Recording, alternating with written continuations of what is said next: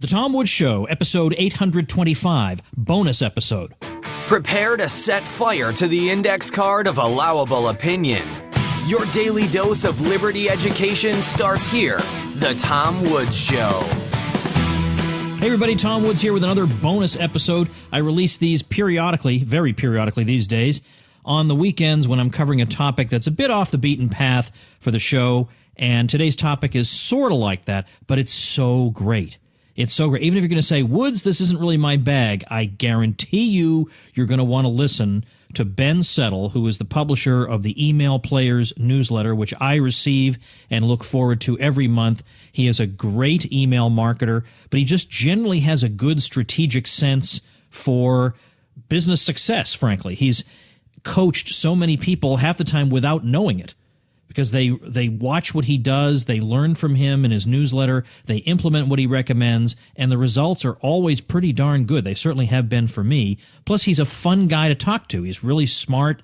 He's interesting. He is iconoclastic. He's everything I want in a guest. And so I'm very glad to be able to welcome him back. Now, as it turns out, by a bizarre coincidence, the two times that I've had Ben on, I've had a hot mic for some reason. I mean, I do know how to run a podcast, as it turns out, but I'm using a new mic. It has a gain knob on it, and I guess when I moved the mic, I accidentally turned the knob, so I'm clipping a little bit for you audiophiles out there. I'm aware of it. I'm sorry about that, but the content is just so darn good. All right, here's my conversation with Ben Settle. Ben, welcome back to the show. Thank you, Tom. I've been looking forward to this ever since you brought it up, and I'm excited. I mean, it's been way too long. Totally. Way too long. Look, I wouldn't mind implicitly having a second podcast with you coming on regularly on Saturdays. That'd be no problem with me. Because, I told people a week ago that you were coming back on, I said, look, let me be honest with you. I basically just want to get Ben on the phone for half an hour, so I'm going to make it into an episode. You guys can listen in. But that's basically what I'm doing. I'm interested in this guy because I watch you basically every day. I watch you at work. You're in my email inbox. I open every single one of those things. I never ever say, oh, it's just an email from Ben Settle, I'll just put it in the trash. Never ever. That would be sacrilege. I read them because I like him, but I also like to see, okay, what's he doing here? Where's this going?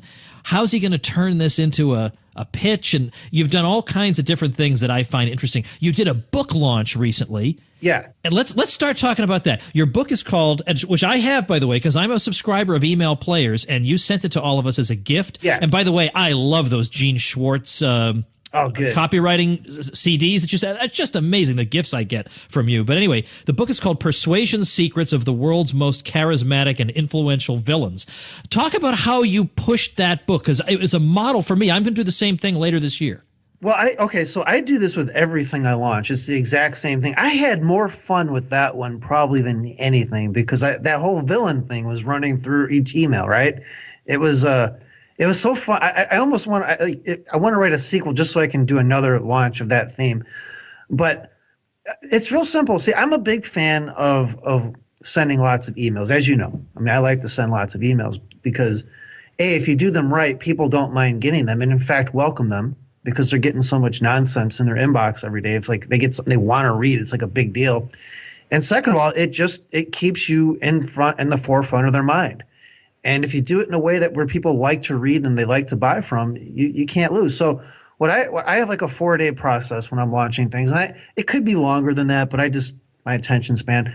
And I usually just pick a weekend, strategically try to pick a weekend.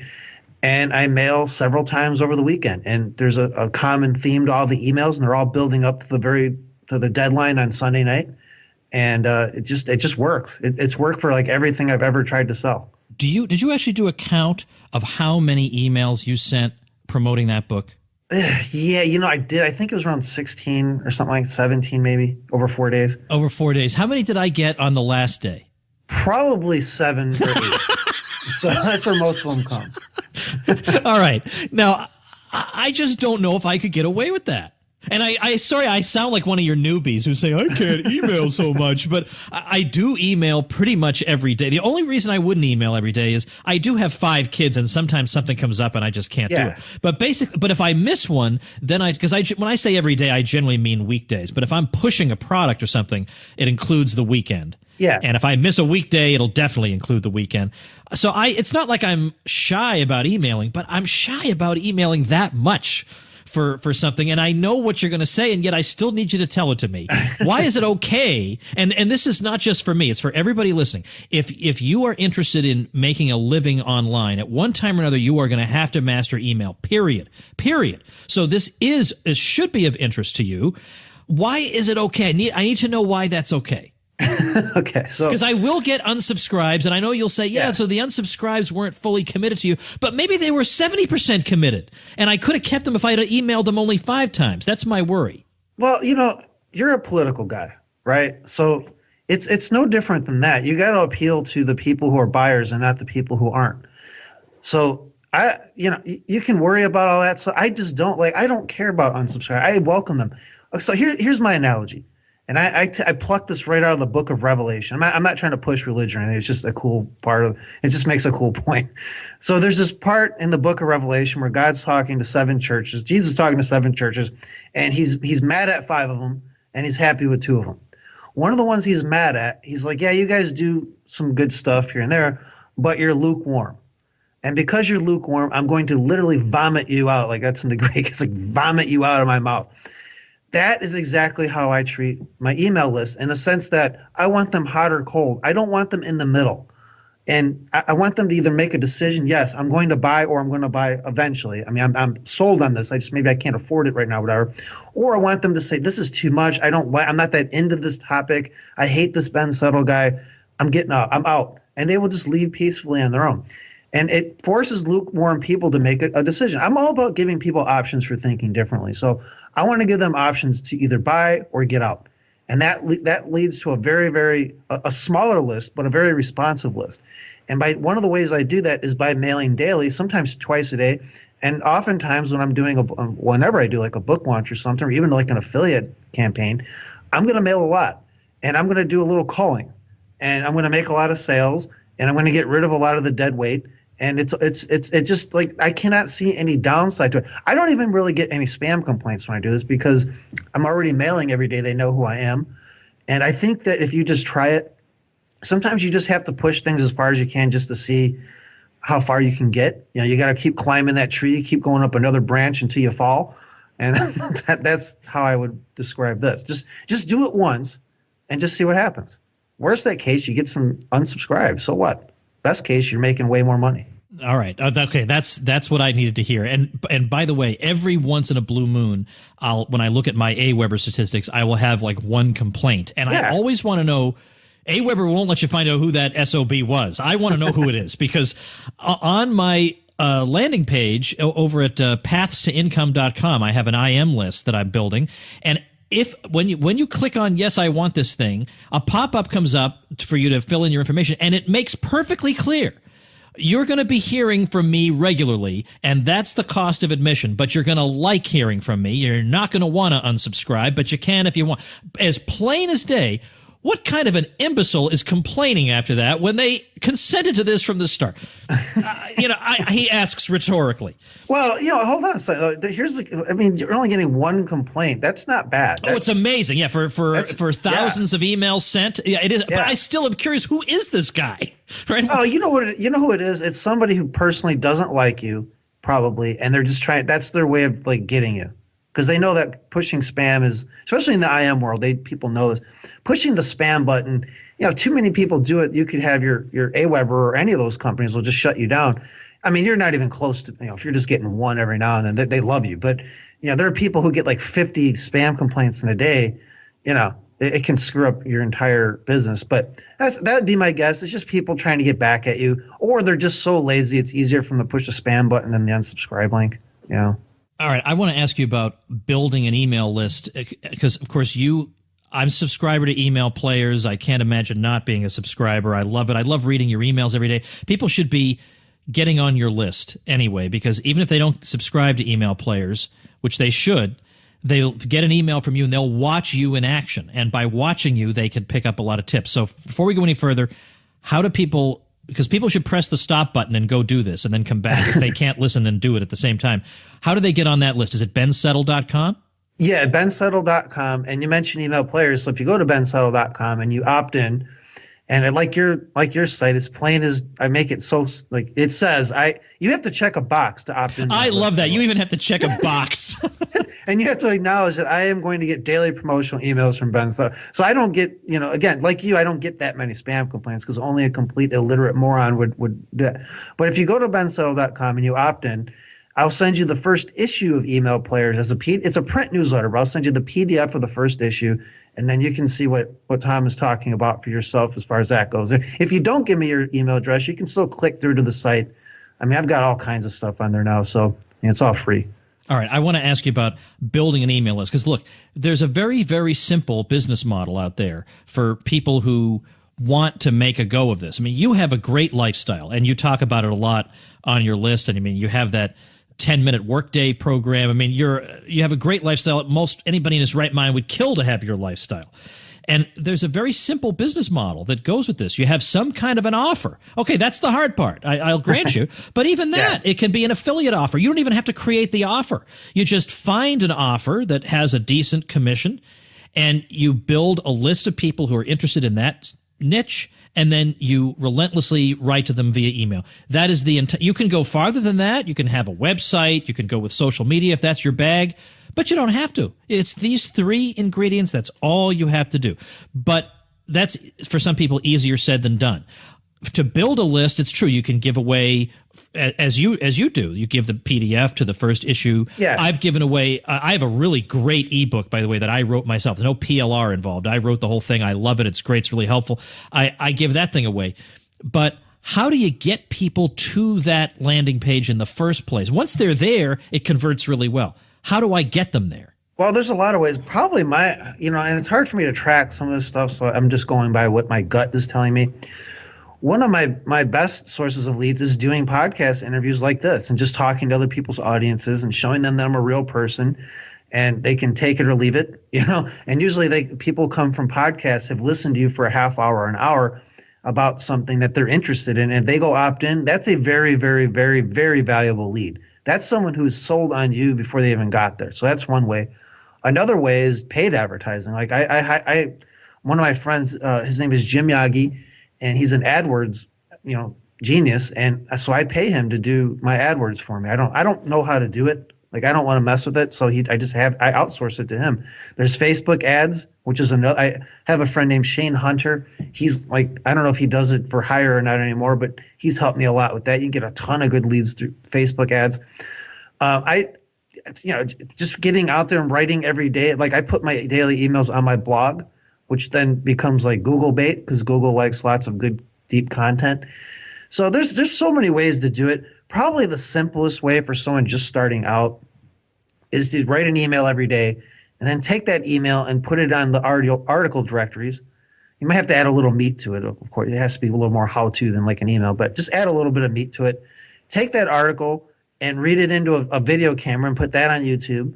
Take the audio from that and put it on iTunes. When you've done enough of these, string your articles together into a book that you can put on Kindle, and these will start trickling leads. You're not going to get tons of leads doing this, but you'll get good quality leads doing this, and that can get you started. But most importantly, have a really deep knowledge of whatever it is you're doing, whatever it is you're selling, or whatever it is you're teaching, and start getting yourself booked on podcasts in your industry, and you will find that you get really high quality leads that way. Sometimes you'll even get on big shows that have like 500,000 downloads, and suddenly you're getting overrun.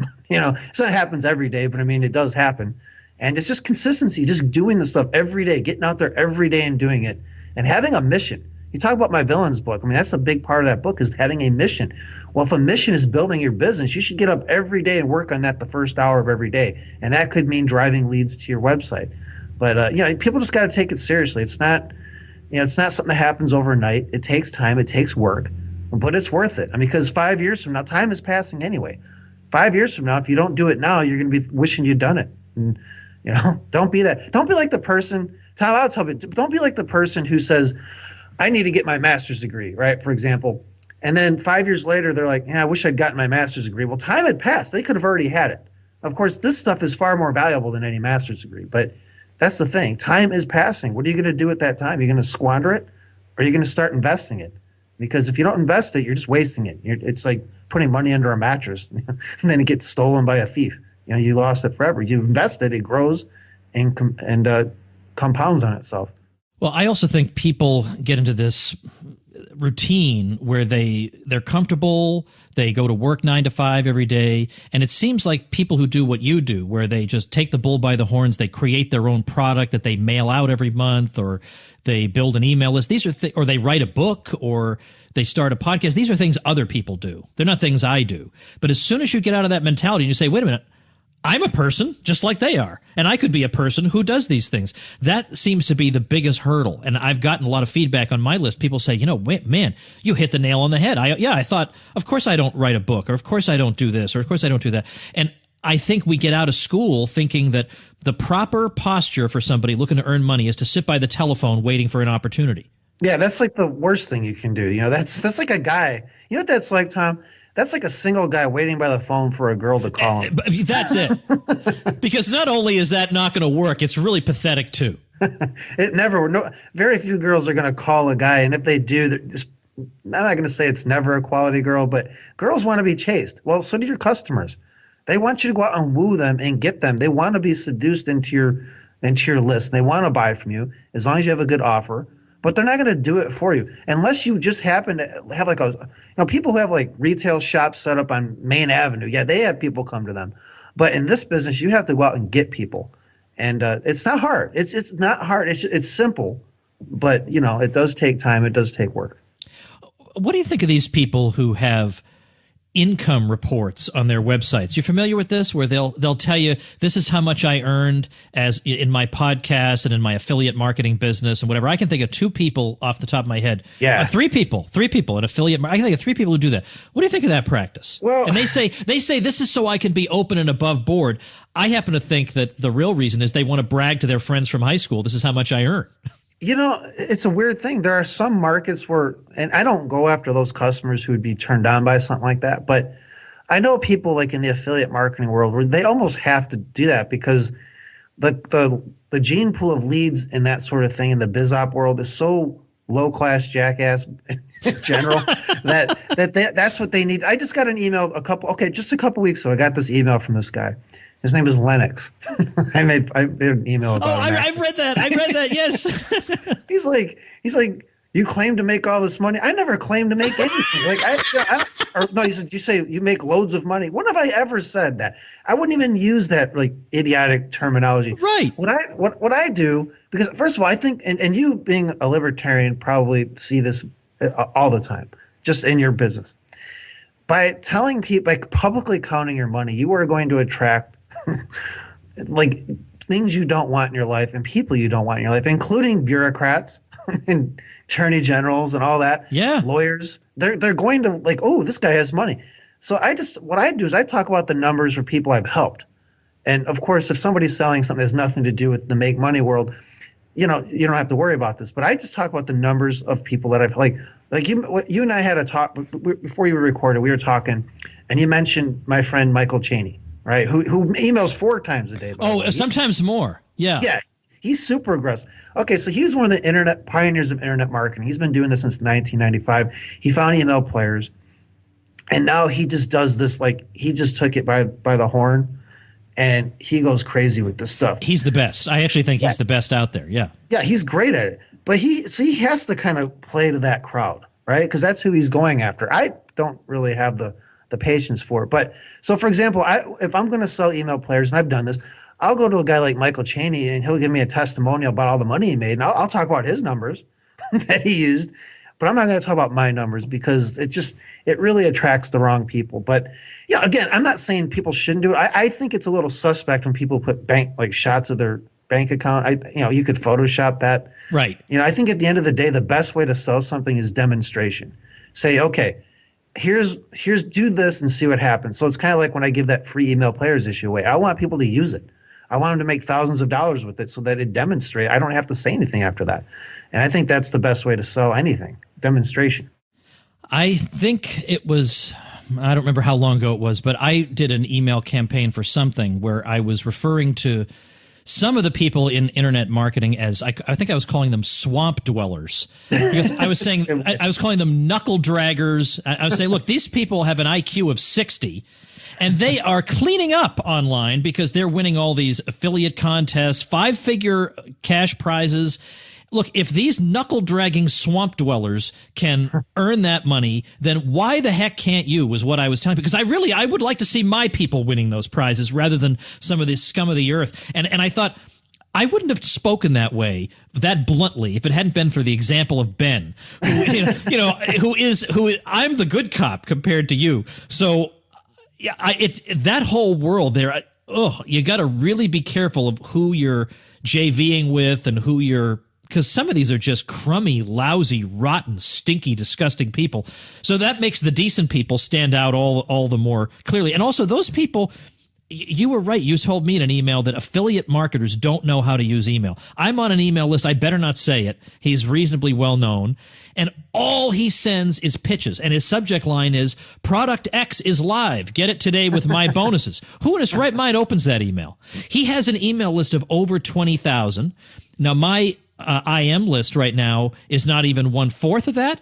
And yet I know you don't worry about open rates, but I know what his open rate is, and mine is 4 times bigger. So I have the same opens. I have the same eyes looking at my list as looking at his, because my emails are worth reading. And because they have, in fact, I sent one out today, and the subject line was something about, I had the filthiest job at Harvard, because that's where I went for an undergrad. Nice. And you open it up, and it was that I actually literally cleaned the toilets when I was a freshman.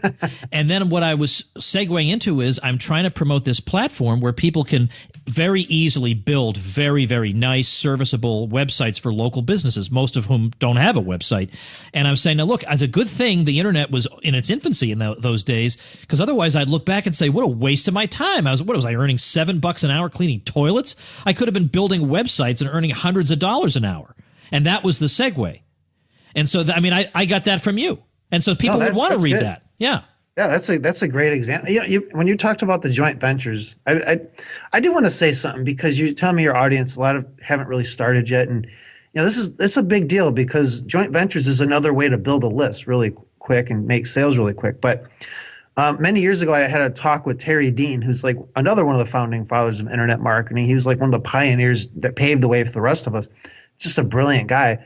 And he was talking about here's how he judges if he's going to do business with someone. Would I leave my house keys with that person for a month? And if the answer is no, he's not going to joint venture with them. If the answer is yes, he has no problem doing it. Yeah. I think that, boy, that narrows it right down, doesn't it? It does. It really does. I mean, and you just know by a gut dealing with somebody, and it just, oh man, that's why I don't do very many joint ventures. Not just because of that, but just because I'd rather sell my own stuff. But it's just a good gauge. Like don't get in business with people you wouldn't leave your house keys with. Tell me how you respond to people who say it's important to build your brand. Well, I think it is, but I think the best way to build your brand is to make sales, because like Walt Disney found out.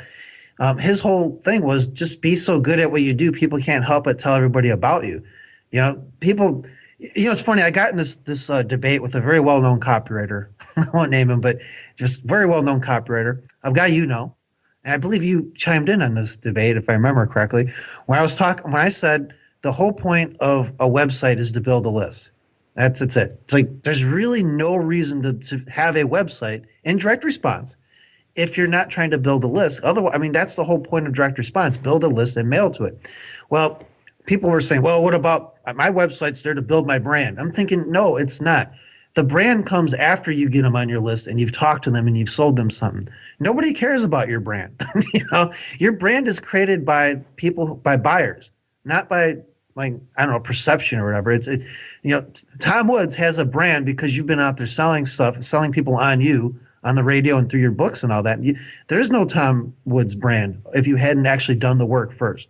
So that's how you build a brand, is by selling your product and giving them a good experience. Yeah, exactly. It was, is it Ken McCarthy who's got that famous line about this? The best way to build your brand is just sell a bunch of products with your logo on them. I am such a fan of Ken McCarthy, and I'm ashamed to say I've never heard that. But yes. All right. Well, it could have been it could have been him, and I know he said something like that in the CDs that you sent out. And by the way, because I've been getting your newsletter, I didn't know any of these names. I didn't know, and I know that there are obvious names to me now, but yeah. I didn't know Dan Kennedy. I didn't know Ken McCarthy. I didn't know any of these people, and now I do know them thanks to you.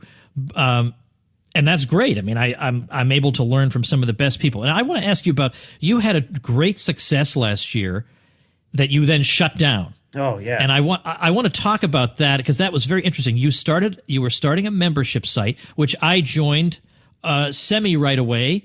I think I may have joined on the 8th email. So in other words, fairly early on in the process.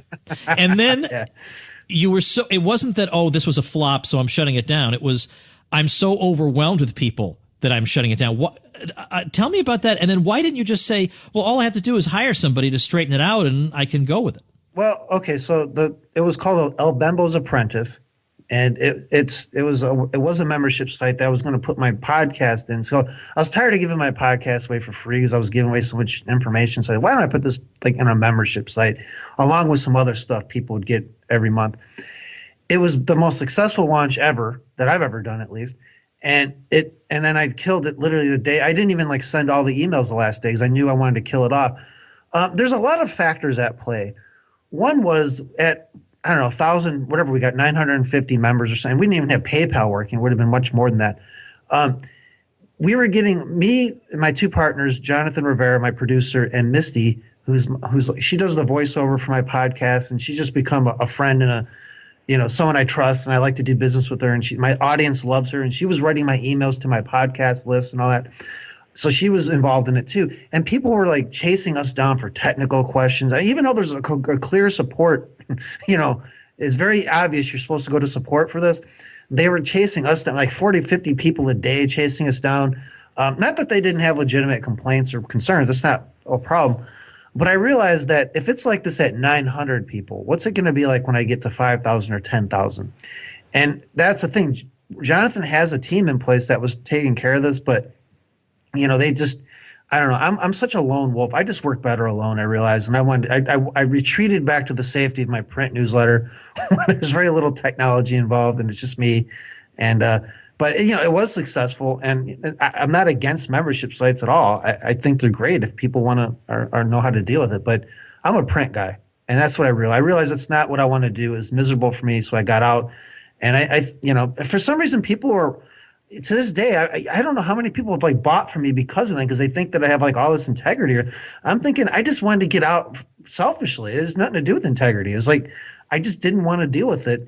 But I think nowadays people see when someone gives up money so easily, it makes you more believable because they realize I'm not in it for the money. I'm in it for other things besides the money. Well, that was what impressed me, because I thought if he really, really was deeply committed to making this particular kind of product work, he could outsource some of it and somehow it would all come together. But I guess he must have just been deeply unhappy with it. And the fact that it's funny. Let's segue into the podcast, because your first episode now of your new podcast, the bensettle.com podcast, that one was about power. And it's really great to be in a position of power where you can say, here, I've got what on paper is a financial success, and yet I'm in a position to turn around and walk away. Absolutely. And, I think power is something our society, for whatever reason, unless you're in the political class, of course, they love power. But the rest of us peons apparently aren't supposed to have it. And that bothers me. It really pisses me off, because I think everybody should be striving to have power over their own lives and not just like be like a leaf blowing in the wind.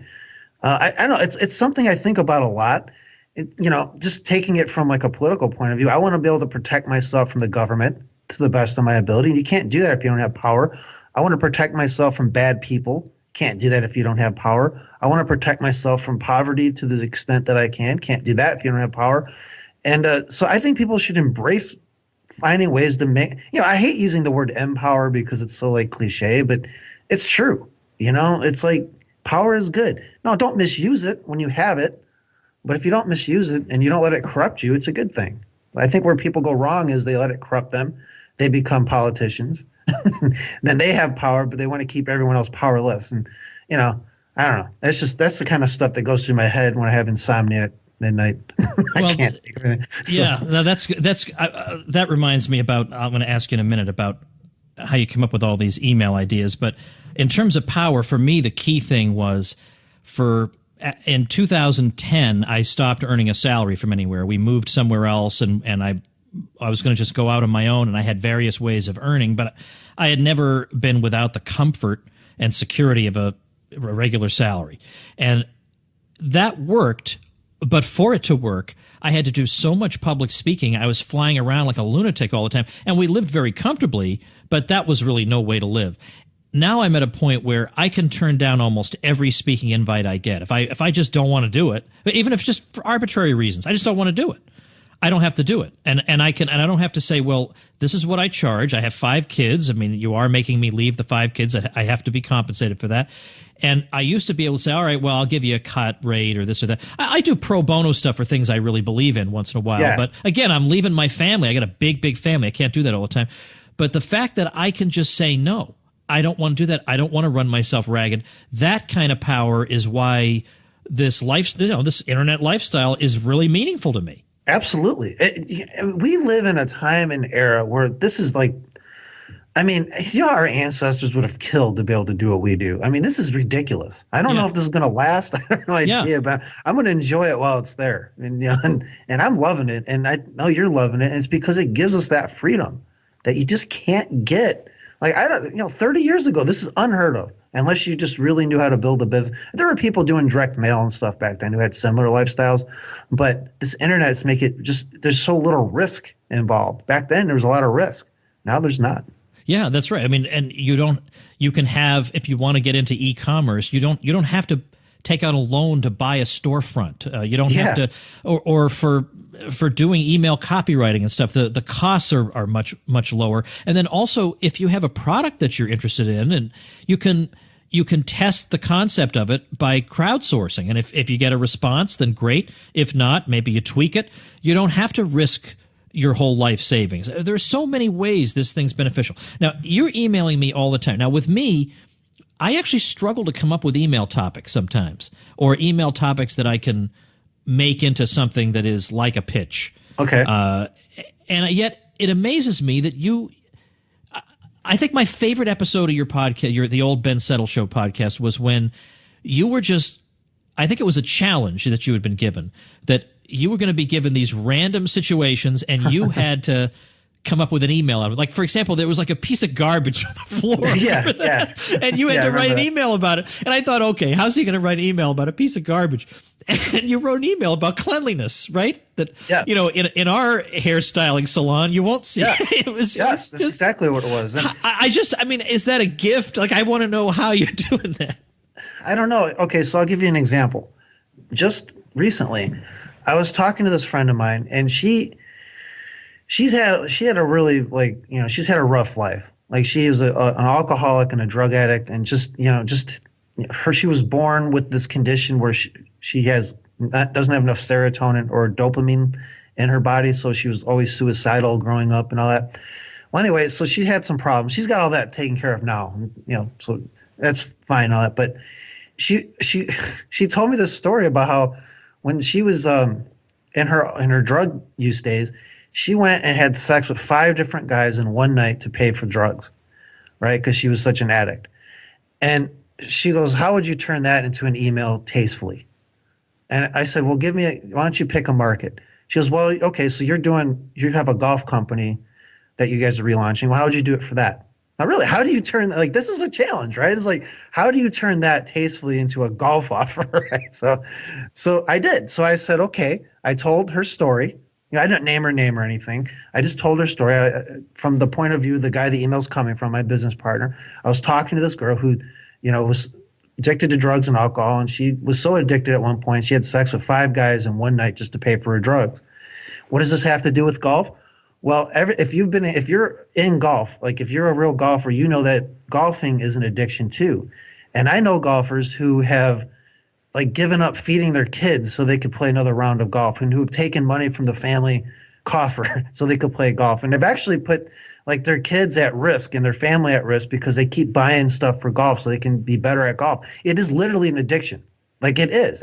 Golfing, there's no Golfaholics Anonymous, and that's what I would call the subject line.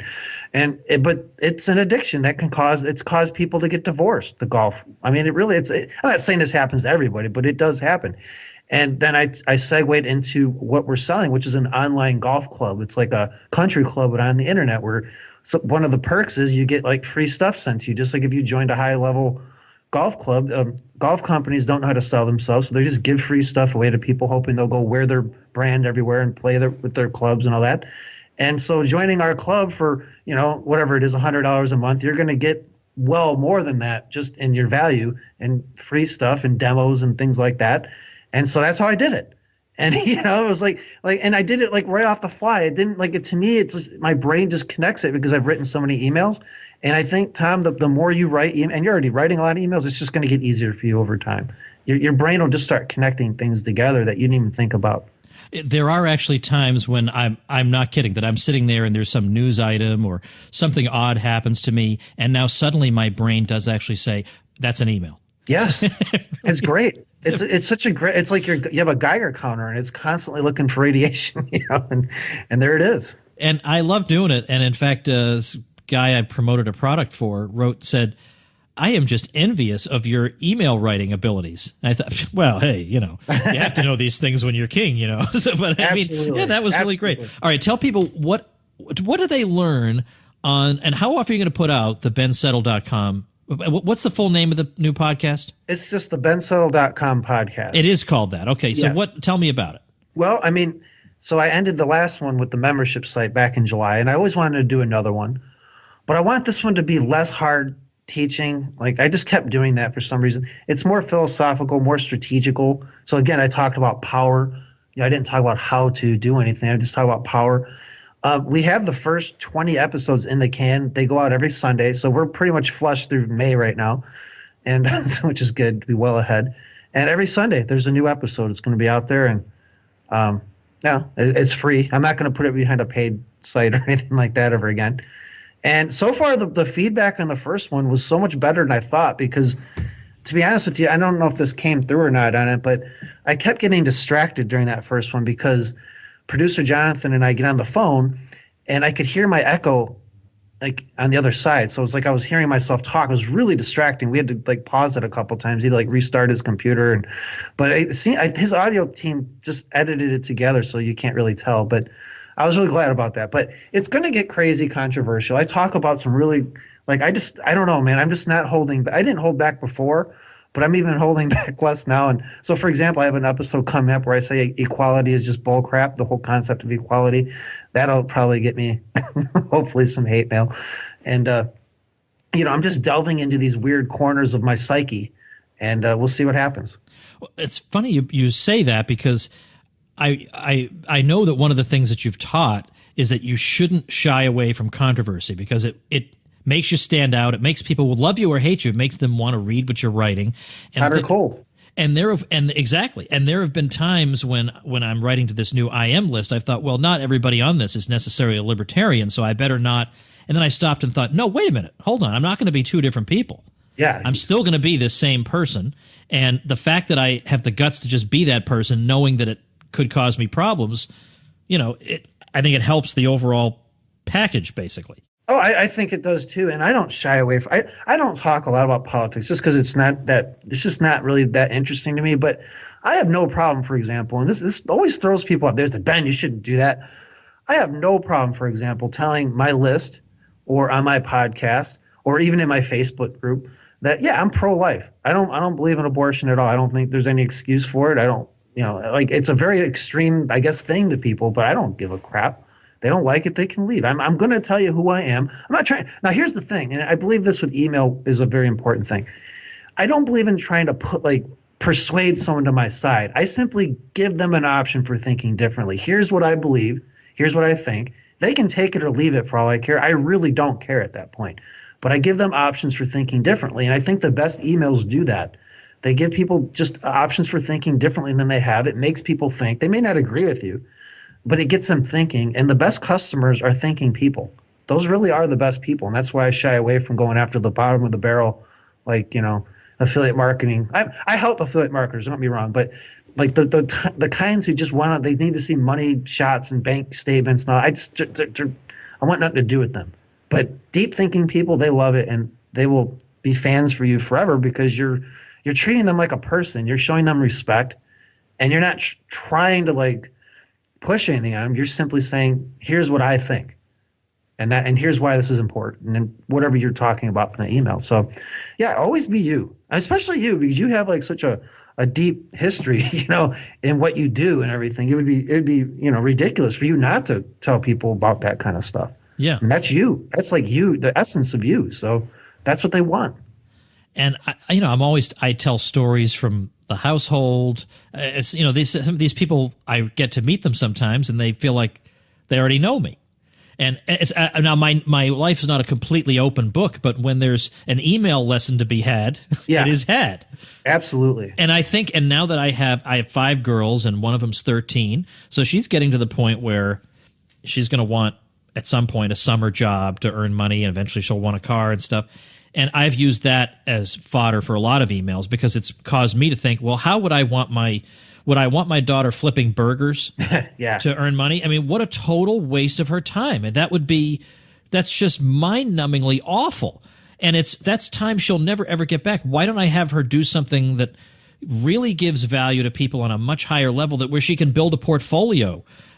She could learn, web development. She could learn, at that age, she's bright. She would much rather do that. And so that's my sort of implicit way of saying, look, if my 13-year-old kid can think this way, so can you. Yeah. There's a lot that you can do there. I learn a lot from them all the time. They have great insights. So anyway, and I have a few little tricks of my own that I could tell you about, but we'd have to do that off the air. I'm not prepared to reveal everything here out in public. All right, so bensettle.com, without a doubt, is the one-stop shop people should go to for you. Get on your list, read your emails, and then after reading some emails, subscribe to Email Players. And you will, from time to time, find a link to subscribe to Email Players in your emails. Just time to time. Only once in a while. Once in a blue moon, you get up the nerve to make a pitch.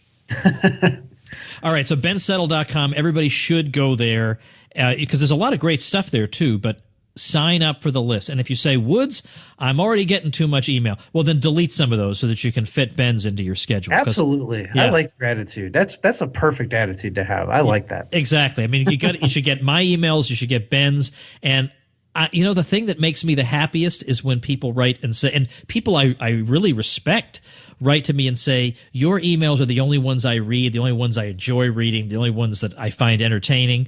And I feel like, all right, that is exactly what I'm trying for. Absolutely. Absolutely. And if you want to have fun with them, say, well, did you buy the product? Yeah, exactly. You'd be surprised how many sales you'll get doing that. Yeah, exactly. All right, well, the show notes page is tomwoods.com/825. There I'm going to link to bensettle.com, and I guess your podcast is also accessible from bensettle.com, so I don't have to have several different links there. Yeah, it's all bensettle.com, and I've consolidated everything into one planet. Yeah, I think that's probably the best. Yeah. All right, well, thanks a lot, Ben. I hope I can keep picking your brain from time to time. Absolutely. All right, everybody, check out bensettle.com, tomwoods.com/825. Tomorrow, I'm going to be talking with Murray Sabrin, and we're going to be talking about a Trump presidency, what libertarians can, well, maybe hope for in the best scenario, and what they ought to watch out for. That and a lot more with Murray Sabrin tomorrow on episode 826. See you then. Become a smarter libertarian in just 30 minutes a day. Visit tomwoods.com to subscribe to the show for free, and we'll see you next time.